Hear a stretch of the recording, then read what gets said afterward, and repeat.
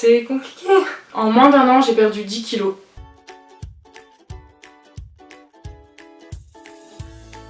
Bonjour à tous, je suis super contente de vous retrouver dans une toute nouvelle vidéo qui va être une vidéo assez particulière. Il ne s'agit pas du tout de parler d'écologie, c'est un sujet qui est très personnel. Avant toute chose, je voulais juste vous préciser, oui, j'ai eu des TCA. Oui, le degré est différent selon les personnes. Oui, je ne suis pas médecin, je ne suis pas spécialisée dans ce domaine. Tous mes propos seront basés sur mon expérience et sur l'expérience de d'autres personnes que j'ai pu côtoyer. Donc, dans un premier temps, je vais juste vous raconter à peu près comment ça s'est passé pour ma part. Quand j'étais jeune, entre guillemets, puisque je suis encore vachement jeune pour certaines personnes, je me suis fait harceler. J'ai été victime de propos très blessants vis-à-vis de ma personne. Donc on m'a souvent dit que j'étais grosse, que j'étais pas belle, qu'il fallait que je fasse un régime, que mes formes étaient absolument dégueulasses. On m'a même comparé à une baleine. Et du coup, suite à ces propos, j'ai perdu confiance en moi, mais d'une puissance que vous pouvez pas imaginer. Déjà que j'avais pas confiance vraiment en moi pendant la période de collège-lycée. Ça m'a pas du tout aidé et limite c'est vraiment bête ce que je vais dire, avec du recul je trouve ça bête, mais limite je commence à les croire. J'étais pas une bonne personne physiquement. J'ai arrêté de manger énormément, donc il y a des aliments que je mangeais plus, j'ai diminué ma quantité d'apport nutritionnel en fait, parce que pour moi arrêter de manger c'était synonyme de je vais perdre du poids, donc c'est trop cool, donc arrêtons de manger Anne-Catherine. Je refusais parfois dans les dîners de famille qu'on me resserve. Quand on me servait, je dis non, je vais me servir, ne me servez pas parce que je voulais pas qu'ils me servent trop. Donc je tenais un bloc-notes sur mon téléphone où chaque jour je mettais tout ce que j'avais mangé. Et si jamais j'avais trop mangé, et ben le lendemain je mangeais moins parce que la veille j'avais beaucoup mangé pour moi. En plus je m'autorisais une merde par jour, j'appelle ça comme ça. Je pouvais par exemple manger un paquet de biscuits par jour, et si j'en mangeais un deuxième, bah le lendemain j'en mangeais pas. Parce que je m'étais dit que c'était un par jour et qu'il fallait pas que je dépasse. C'est un peu de l'autoflagellation, je sais pas comment vous expliquer. Concrètement, je pouvais en manger 1, 2, 3, je mangeais tellement peu à côté. Bref, c'est... En moins d'un an, j'ai perdu 10 kilos.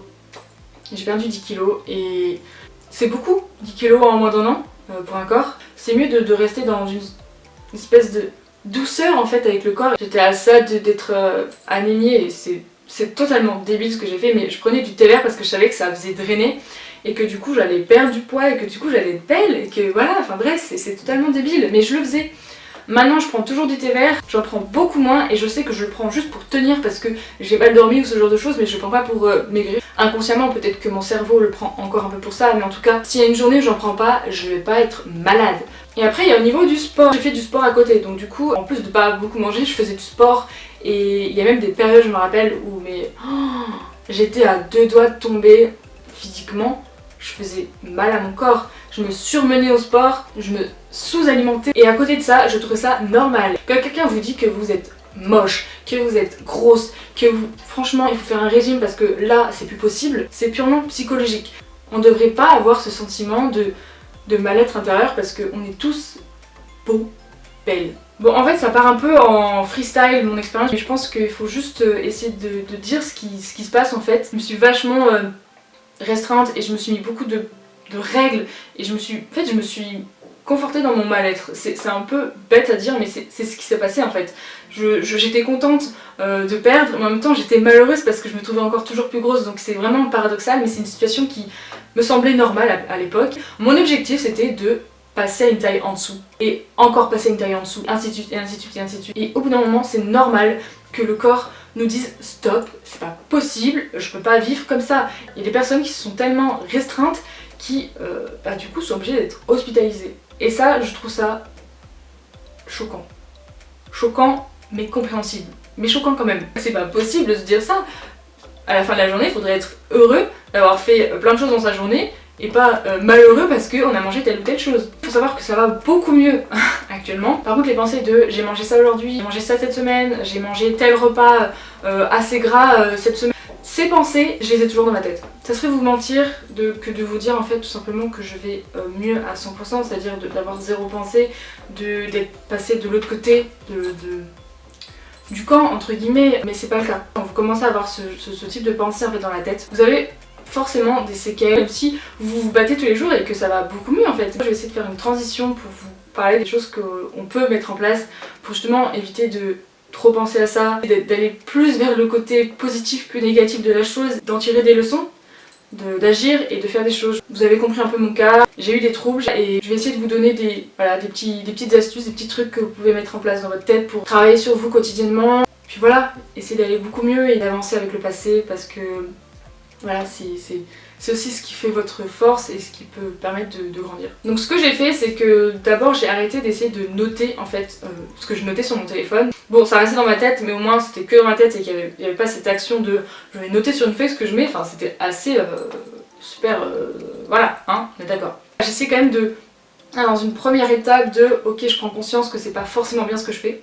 Ça a duré, je pense, 2-3 ans. J'essaie de manger plus convenablement, j'ai quand même continué le sport. Et je pense que ce qui m'a beaucoup aidé, c'est le jour où j'ai regardé une vidéo d'Alice. D'ailleurs, si Alice, tu passes par là, je te remercie. Il y a une phrase que tu as dit dans une vidéo qui m'a tellement aidée. Tu as dit que quand on mange, eh bien, on apporte des nutriments au corps. On mange pas pour grossir, on mange pour avoir des nutriments dans notre corps, pour pouvoir vivre et pour pouvoir faire tout un tas d'activités chaque jour.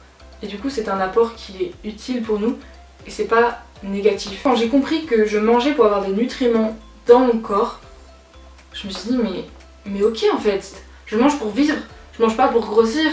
Et quand vous avez ça dans votre tête, je peux vous dire que ça change beaucoup de choses et que ça vous permet vraiment d'avoir une toute autre manière de voir les choses en fait. J'ai repris 8 kilos en plusieurs années et j'avoue que il y a des fois j'aimerais perdre ne serait-ce que 1 ou 2 kilos. Je sais pas comment vous dire, c'est juste un bien-être, mais pas extérieur, pas au niveau visuel, mais plus intérieur. Je mange pour vivre et j'écoute mon corps. Et j'essaie de faire ça au maximum. Ça m'arrive encore d'avoir des pensées. Ça m'arrive encore d'avoir des pensées qui me disent non mais Anne-Catherine, qu'est-ce que t'as mangé aujourd'hui? Mais je culpabilise moins. Un esprit sain dans un corps sain en fait. C'est vraiment ça. Manger pour vivre. Mangez en vous disant que c'est des nutriments que vous apportez à votre corps, qui en a besoin. Et si jamais un jour vous voulez vous faire un plaisir de manger un petit gâteau au chocolat parce que ça vous fait plaisir, mangez-le. Mais ne mangez pas pour compenser une émotion, ne mangez pas pour vous dire oh là là mon dieu, je suis stressée, j'ai besoin d'en manger. En fait, il faut réussir à manger des petits plaisirs parce que vous êtes bien et non parce que vous êtes mal. Vous êtes en pleine conscience, vous appréciez et en général du coup, vous allez, je sais pas, accepter le moment et peut-être manger sereinement. Je sais pas si c'est vraiment des astuces ou si c'est plus peut-être une vision de voir la situation. Donc, voilà, cette vidéo est un peu longue, je pense que voilà, c'est peut-être compréhensible par rapport au sujet. En tout cas, je suis très contente de pouvoir parler de ce sujet et je veux qu'on en parle de plus en plus parce que c'est pas normal d'avoir des personnes qui vont aussi mal pour des choses aussi bête, parce que avec du recul je trouve que c'est bête de dire à une personne qu'elle est grosse. Pour les personnes qui ont des prises de poids par rapport à des maladies, ce genre de choses, moi je connais pas, donc je peux pas vraiment dire des choses là-dessus.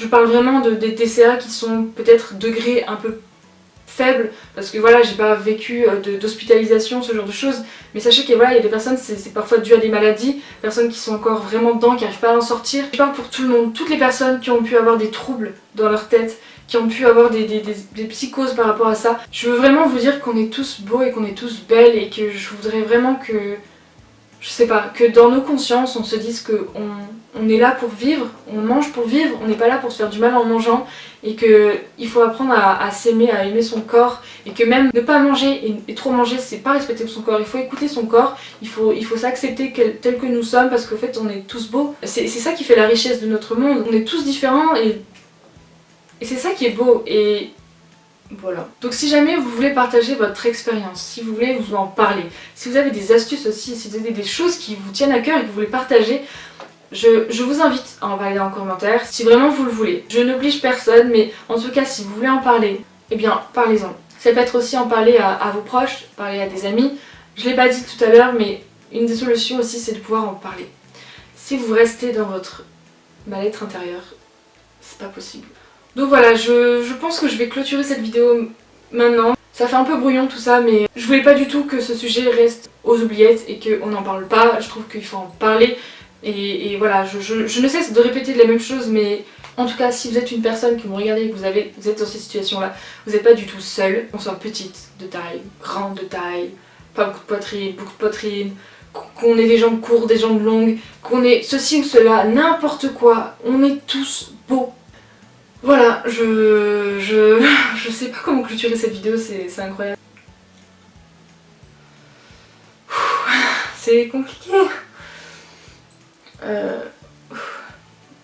tout cas, je me félicite de ne pas avoir pleuré parce que c'est un sujet qui me fait beaucoup d'émotions. Je pense que je vais finir cette vidéo maintenant, avant que j'ai trop d'émotions parce que je me suis pas mal contenue. Donc voilà, je vous remercie de m'avoir écouté. J'espère que ça vous aura aidé, que ça vous aura peut-être ouvert les yeux, peut-être que ça... voilà. J'espère que j'ai laissé passer un message en fait à travers cette vidéo. Prenez soin de vous, aimez-vous. Je vous retrouve dans une prochaine vidéo avec hâte et voilà, je vous fais plein de bisous.